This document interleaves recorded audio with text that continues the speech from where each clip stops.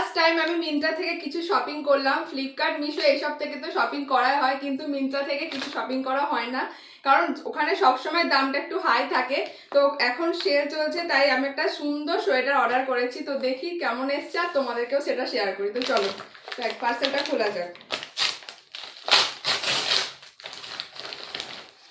তো parcel unboxing এর video তোমরা দেখতে ভালোবাসো, আমি নিজে দেখতে ভালোবাসি, তো সবার সাথে সেটা তোমাদের সাথেও শেয়ার করি। ভাবলাম যে চলো শেয়ার করি কেমন এসছে দেখি।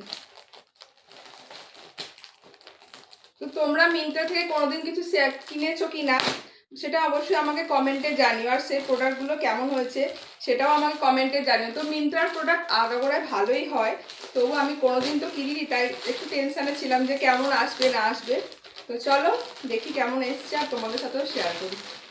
বাও, কি সুন্দর এসেছে, কি ভালো এসেছে সত্যি। দেখো কত সুন্দর লাগছে সোয়েটারটা, আমার সোয়েটারটা অনেকদিন ধরে নেওয়ার ইচ্ছা ছিল।